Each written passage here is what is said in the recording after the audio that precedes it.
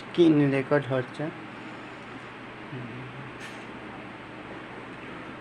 এবার এই পেজটা করে দেখাবো হচ্ছে অ্যাডোব ইলাস্ট্রেটরে।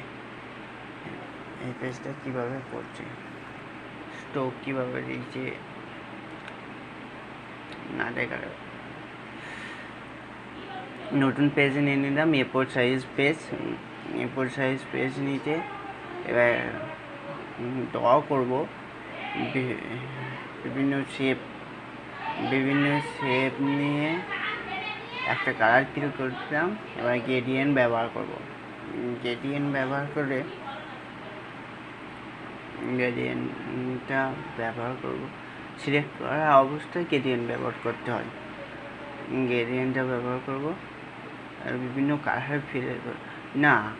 কালার ফিল করার আগে দেখে নেব যে কীভাবে কি হয়।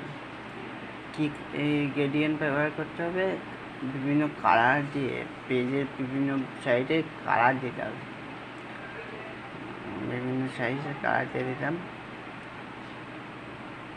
কালার দিয়ে দিতে দেখা যাবে যে বিভিন্ন ধরনের কালার হচ্ছে।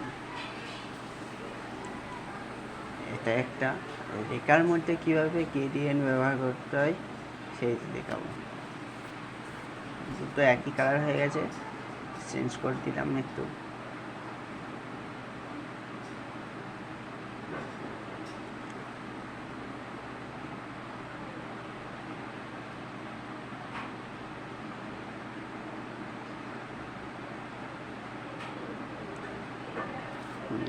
যদি লাগবে তাতে বোঝা যায় এই যে কালার চেঞ্জ হচ্ছে, এই জন্যে ডিপ কালার দিলাম। ডিপ কালার দেওয়ার পর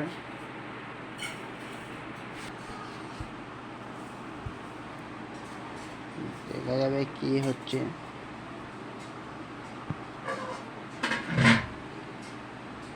এবার লিখবো একটা, যাই হোক নিজের নাম লিখে দিলাম সৌমিক।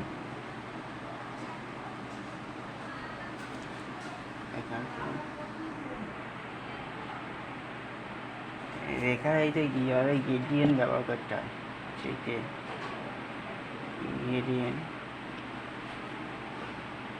একটু স্ট্রোক করলে স্ট্রোক অ্যাড হবে বিভিন্ন ধরনের, একটু ফিল অ্যাড হবে। একটা কালারের উপর গ্রেডিয়েন্ট হবে।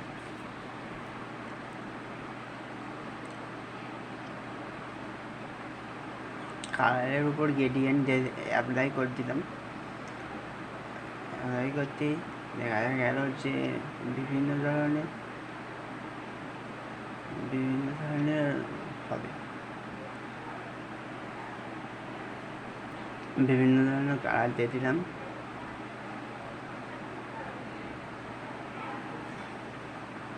কালারটা বোঝা যায়, আর দুটো না করে তিনটে দিয়ে দিলাম।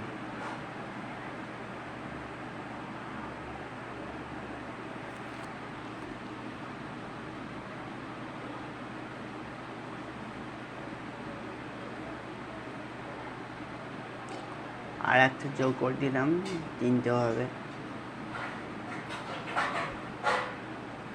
তাহলে বোঝা যায়।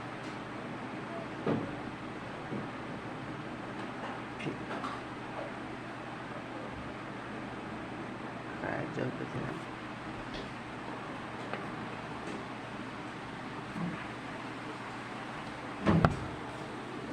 ফিল করে তিনটে কালার দিয়ে দিলাম, বেশ। এইটাই কালার ছিল, সে বিভিন্ন লেখার উপর কীভাবে কালার অ্যাড করতে হয় এবং পেজের উপর কীভাবে কালার অ্যাপ্লাই করতে হয় বিভিন্ন ধরনের।